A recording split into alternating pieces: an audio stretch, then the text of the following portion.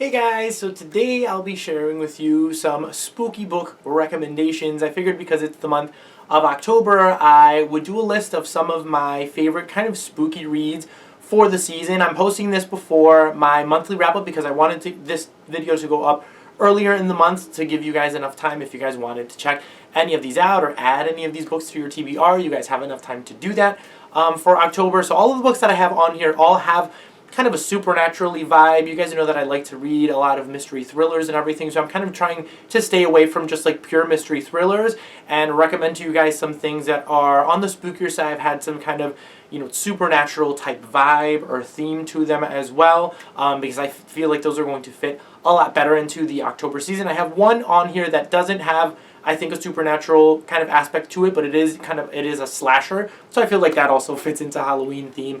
But yeah, let's just go ahead and jump right into it. I have a mixture of YA and adult novels. Some of these I've mentioned a few times on my channel before, so they won't be new for anybody who's been watching me for a while, but let's go ahead and jump into those recommendations. The first book I have on this list is What the Night Knows by Dean Koontz. You guys know that Dean Koontz is one of my absolute favorite authors, and he's very kind of hit or miss with a lot of people, but this is definitely one of my favorite Dean Koontz novels and definitely one of the scariest ones that I've read.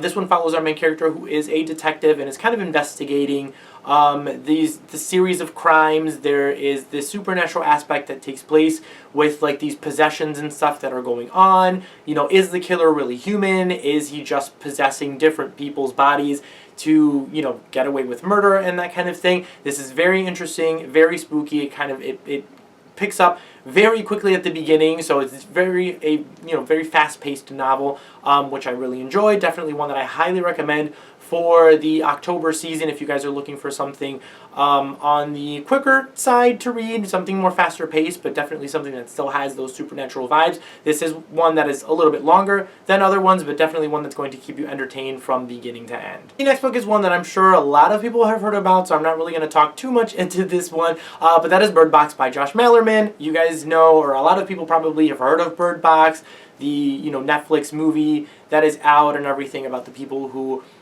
can't really look or open their eyes outside because something is going to cause them to commit suicide. The book is definitely a very, very fast-paced ride, very entertaining. I really, really loved it. I loved the adaptation as well. When it first came out, I saw it and I really loved it. But the book is definitely, it's great. It's very tense, very fast-paced. The chapters are very short, so it's very quick to get through, and one that I highly, highly recommend you guys checking out during the October season. And the next book I have is the one that doesn't have the supernatural vibes in it, but it is a slasher, and that is There's Someone Inside Your House by Stephanie Perkins. This is another one that's being adapted into a Netflix movie that should be coming out very soon. I'm really excited to watch this movie because I really enjoyed this book. I've never read anything by Stephanie Perkins before. Her Anna and the French Kiss series, isn't something that interests me in reading.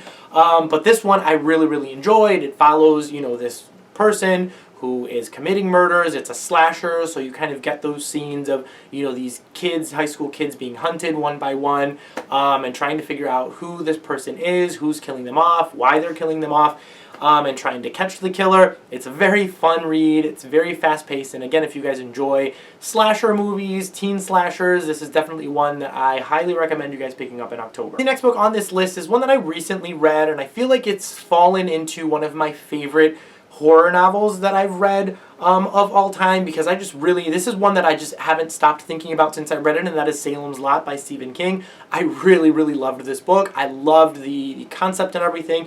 It follows this town, Salem's Lot, where there is kind of this vampire outbreak. The vampires are slowly taking over this town. They're slowly turning the residents of this town into vampires, and kind of all hell breaks loose. It's a great, great novel.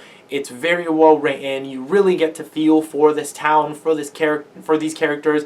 Everything feels very much alive, and I absolutely loved this novel. It's just so eerie and dark and creepy and unsettling, and I really loved it. If you guys have the time to read a little bit of a chunker, I highly recommend you guys picking up Salem's Lot. This is definitely, again, one of my favorites. I still think that Pet Sematary is probably my favorite one.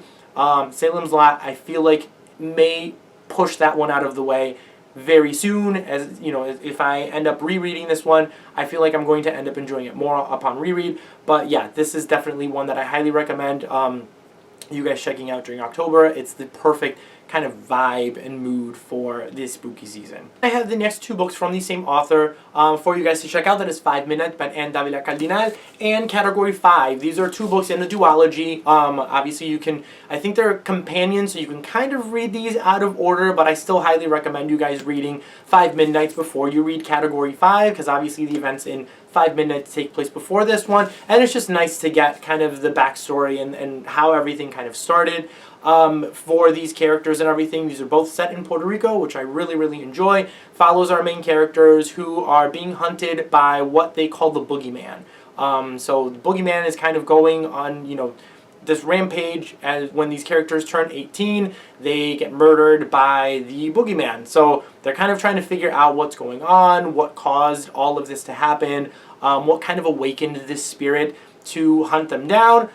That's everything that's happening in the first one. So obviously, you know, it's very dark, very bloody. Again, another kind of slashery vibe type story. And then in Category 5, it takes place immediately afterwards. After the events of one of the hurricanes, there are spirits that are kind of disturbed from this construction that's happening on the island after a hurricane. So then their, you know, main characters again are trying to kind of figure out what's going on, what has awoken these spirits, how to kind of get them back into their graves, I guess. Very fun reads, very cool to read during the holiday season. Very kind of Scooby-Doo-ish vibes. I've done a full review or series review on this author. These are very short books, so these are definitely ones that I feel like you guys can get through very quickly during the spooky season, and ones that I highly recommend.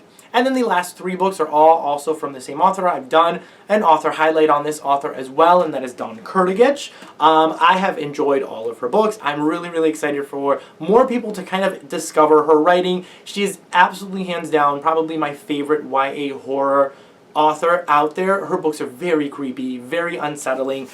We have her first novel, The Dead House, that follows a murder that happens in this boarding school. There's this fire, these kids die in the fire, and they're trying kind of, you know, to figure out what was responsible for the fire, you know, these things that are happening, these ghosts that are now kind of haunting the school.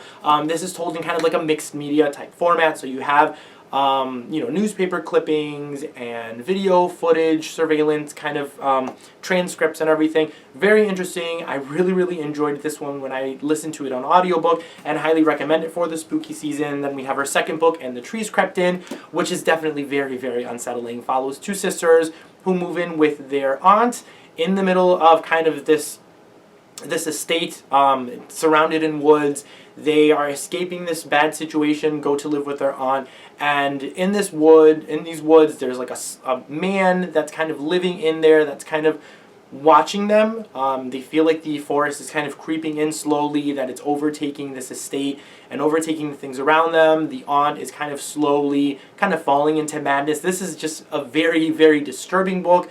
Very creepy. Is going to keep you on the edge of your seat from the very beginning. You trying to kind of figure out what's really going on in this place and in this house and with these characters. It's just absolutely fantastic. And then her most recent book is probably the most terrifying YA book I've ever read, and that is Teeth in the Mist, which follows these multiple perspectives. It follows this one house called Mill House that was built back in the, I believe, 1700s.